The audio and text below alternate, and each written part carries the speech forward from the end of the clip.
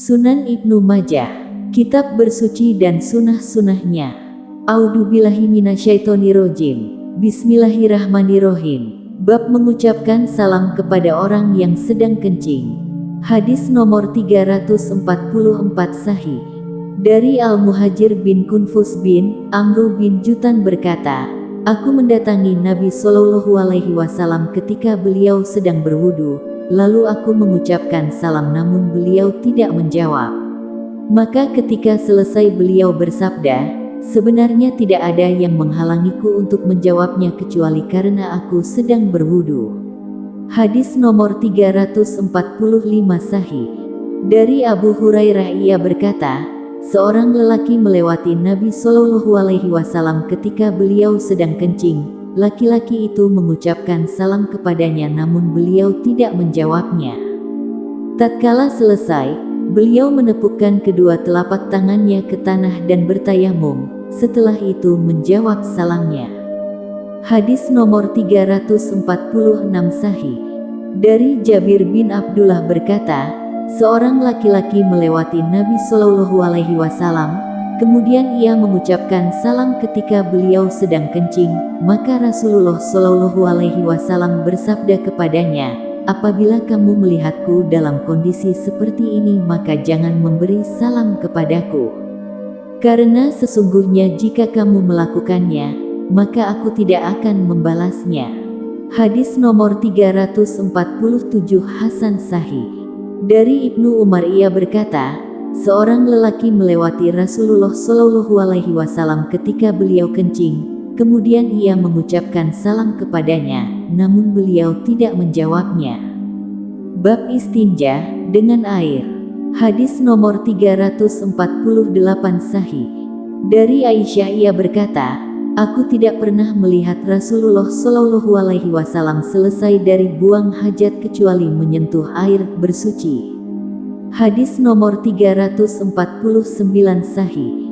Talah bin Nafi, Abu Sufyan ia berkata, telah menceritakan kepadaku Abu Ayyub Al-Ansari dan Jabir bin Abdullah dan Anas bin Malik berkata, ayat ini turun, di dalamnya ada orang-orang yang ingin membersihkan diri. Dan Allah menyukai orang-orang yang bersih. Lalu Rasulullah Shallallahu Alaihi Wasallam bersabda, wahai kaum Ansar, sesungguhnya Allah telah memuji kalian di dalam perkara bersuci, maka bagaimana kalian bersuci?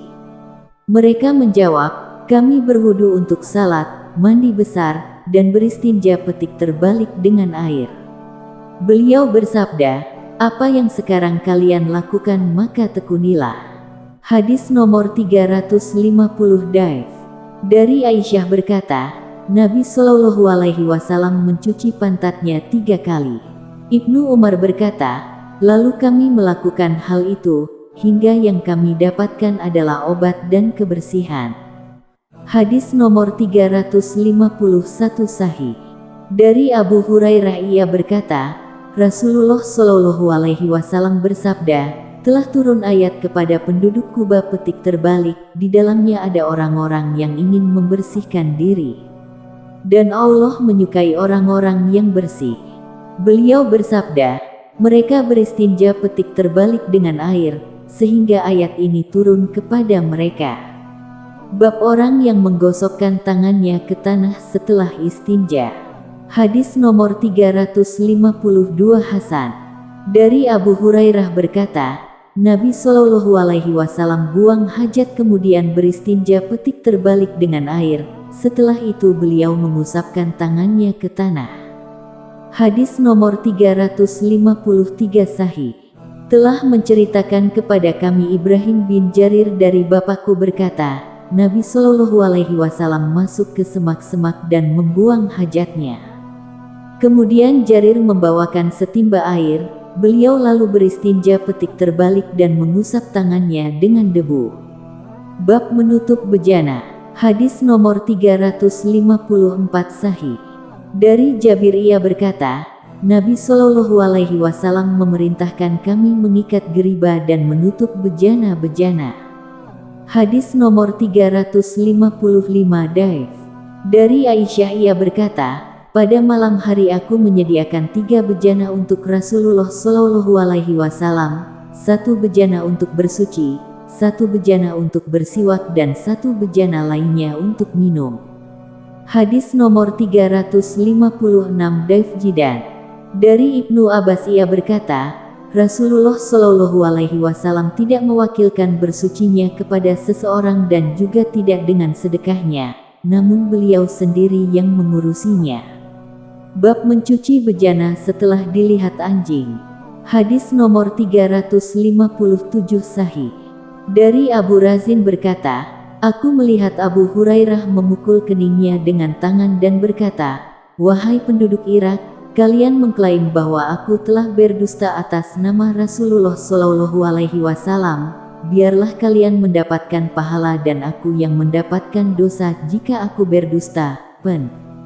Aku bersaksi bahwa aku mendengar Rasulullah Shallallahu Alaihi Wasallam bersabda, jika seekor anjing menjilat di bejana salah seorang dari kalian maka hendaklah ia mencucinya 7 kali. Hadis nomor 358 Sahih. Dari Abu Hurairah bahwa Rasulullah Shallallahu Alaihi Wasallam bersabda, jika seekor anjing minum di bejana salah seorang dari kalian maka hendaklah ia mencucinya 7 kali. Hadis nomor 359 Sahih.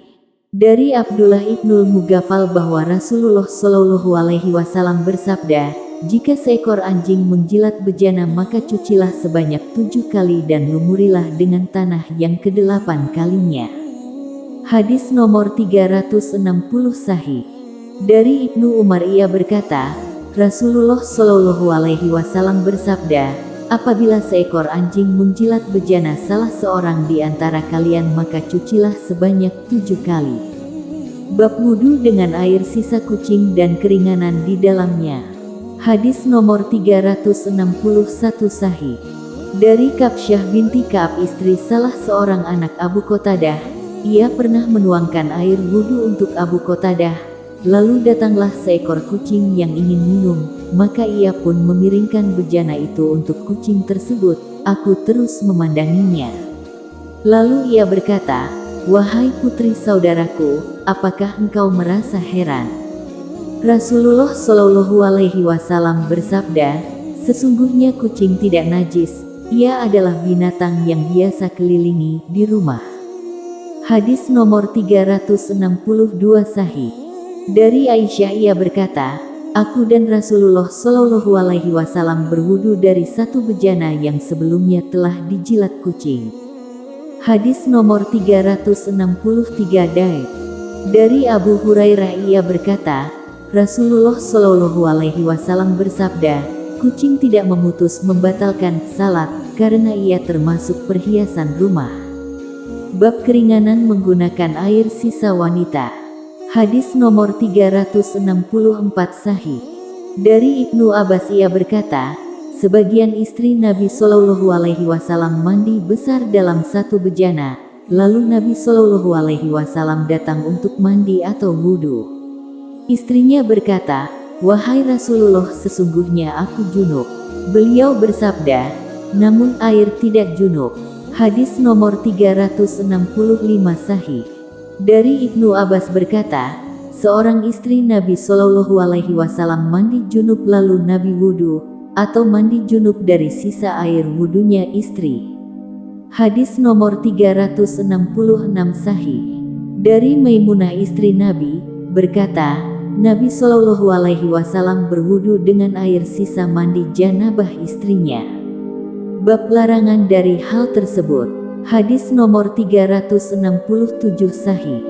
Dari Al-Hakam bin Amru berkata, Rasulullah Shallallahu Alaihi Wasallam melarang seorang lelaki berwudu dari sisa wudu perempuan. Hadis nomor 368 Sahih. Dari Abdullah bin Sarjis ia berkata, Rasulullah Shallallahu Alaihi Wasallam melarang seorang lelaki mandi dari sisa air wudu seorang perempuan, dan perempuan mandi dari sisa seorang laki-laki. Dan yang dibolehkan adalah dilakukan secara bersama-sama. Abu Abdullah Ibnu Majah berkata, pendapat yang benar adalah yang pertama, sedang yang kedua masih meragukan. Hadis nomor 369 Daif. Dari Ali ia berkata, Nabi Shallallahu Alaihi Wasallam dan istri-istrinya mandi dalam satu bejana, dan salah satu dari keduanya tidak mandi dengan sisa pasangannya.